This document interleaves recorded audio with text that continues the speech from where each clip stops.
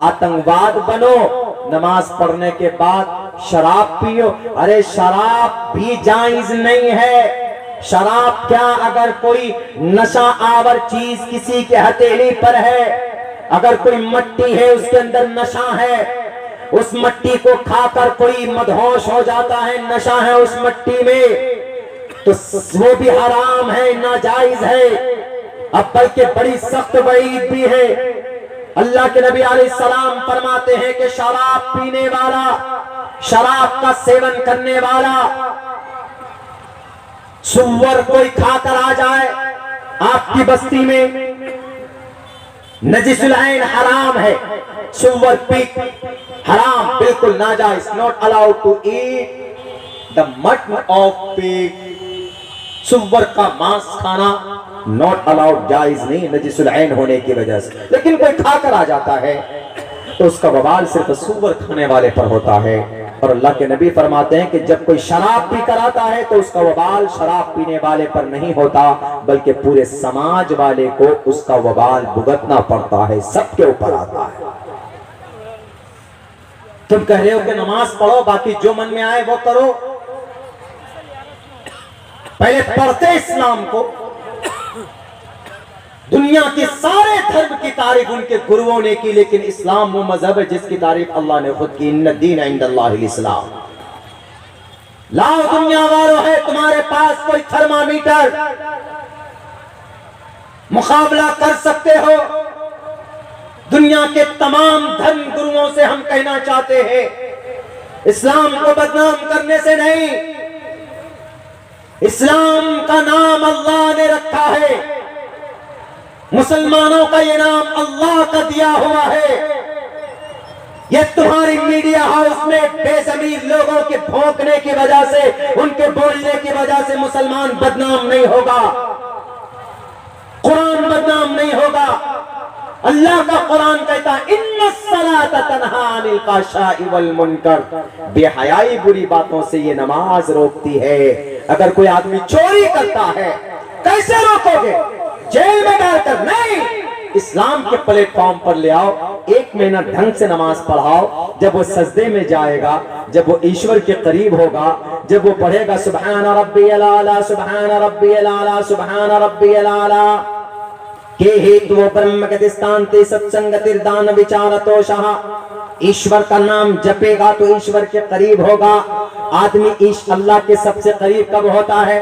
जब वो आदमी सजदे में होता है। अगर आपका कोई मामला अटका हुआ, एक फॉर्मूला आपको बता देता हूं, आप जाइए वजू कीजिए, रातों को बिल्कुल जब सब लोग सो जाएं, वजू कर कर आप चले जाइए मस्जिद में एक कोने में और 2 रकात नमाज की नीयत बांधिए और खूब अल्लाह की तरफ तवज्जो कर कर आप अल्लाह की तारीफ कीजिए, सूरह फातिहा पढ़िए, सूरत मिलाइए, रुकू में जाइए, सजदे में जाकर आंसू बहाइए, अल्लाह से दुआ कीजिए कि अल्लाह आई एम हेल्पलेस, ए अल्लाह मैं कमजोर हूँ, ए अल्लाह मेरा गुनाह इतना है कि गुनाह मेरा तेरी रहमत के सामने कुछ नहीं है। ए अल्लाह तू अल क़हार है, ए अल्लाह तू जब्बार है, ए अल्लाह तू गफूरुर रहीम है, ए अल्लाह तू रहमान है, ए अल्लाह तू रहीम है, ए अल्लाह तू वदूद है, ए अल्लाह तू लतीफुन खबीर है, ए अल्लाह तू समीउन बसीर है। अल्लाह की तारीफ कीजिए तो अल्लाह तबारक व तआला देखता है। अल्लाह अंधा नहीं है, अल्लाह गूंगा बहरा नहीं है। वो अल्लाह जो अल्लाह के नबी अलैहिस्सलातु वस्सलाम जिस अल्लाह को नमाजों के जरिए से अपने मसाइल का हल करवा लिया करते थे, वो सहाबा की तलकीन, सहाबा को तलकीन किया गया था, तबे ताबीन ऐसा करते थे। आज हमारा नौजवान रातों को 2 बजे मोबाइल लगाएगा कानों में, hello madam, what did you eat in the night, what did you take lunch, what did you take lunch today, what did you take dinner, what did you take in the dinner, तुमने रातों में क्या खाया, तुमने lunch में क्या लिया, and where did you go, कहां गए घूमने के लिए, यही सब बात होती है। अगर आपको जिंदगी में आपको नौकरी नहीं मिली, अगर आपके घर के अंदर अगर कोई फाका है, कोई दिक्कत है, घर का कोई फर्द बीमार है, तो 2 रकात नमाज पढ़ो, अल्लाह के सामने में वही जो अपने गर्लफ्रेंड से बातें करते रहते हो पूरी पूरी रात, उसी हिस्से में, उसी मोहब्बत के साथ और उसी तलब के साथ और उसी कुर्बत के साथ, उसी एतकाद के साथ, उसी विश्वास के साथ अल्लाह तबारक व तआला से दुआ करो। मैं अगर कसम खाकर भी कहूंगा तो शायद मैं हानिस नहीं होऊंगा। अल्लाह तबारक व तआला इंशाअल्लाह तबारक व तआला आपके मसाइल का हल, आपके सजदे से सर उठाने से पहले आपके मसाइल का हल होगा, अगर आप इतनी कुर्बत के साथ, इतनी शिद्दत के साथ अल्लाह को याद करेंगे। तो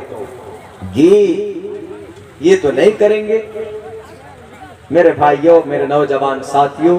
आज यकीनन हमारे आमाल बद की वजह से, हमारे गलत रवैये की वजह से लोग हम पर कीचड़ उछालते हैं, हमारे लिए बोलते हैं। और वो क्या बोला, और भी बोला ना, आगे क्या बोला, वो आगे ये भी बोला कि मुसलमान उनको जन्नत में हूरें मिलेंगी, और उनको ये कहा है कि टोपी पहनो, मूंछ कटाओ और दाढ़ी बढ़ाओ। जन्नत का ये मतलब टखने से ऊपर पैजामा पहनो। टखने से ऊपर क्यों पैजामा पहनते, क्यों, किस लिए पहनते?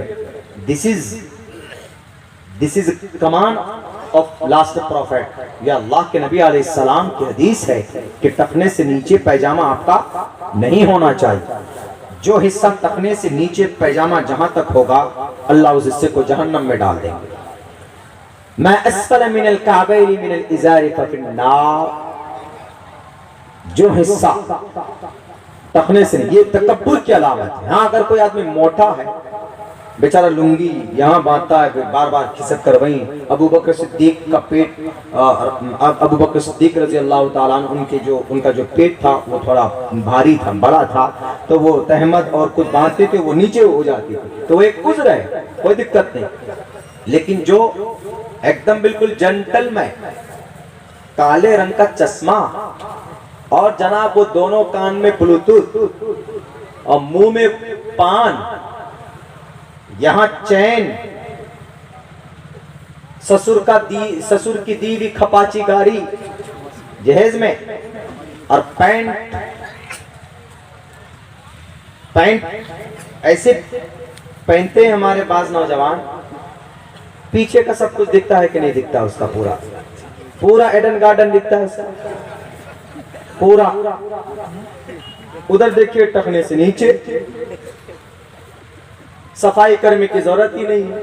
नगर निगम वालों को कह दो 3-4 नौजवानों को खड़ा कर दो, डेली सुबह सड़क पे वो चलेंगे तो पूरी की पूरी सड़क साफ होती भी चली जाएगी।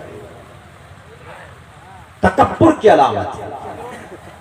अल्लाह के नबी की सुन्नत पर अमल करेंगे तो आपका कपड़ा भी बच जाएगा, साबन भी, सरफ भी, कपड़ा गंदा भी कम होगा, मुहज्जब लगोगे।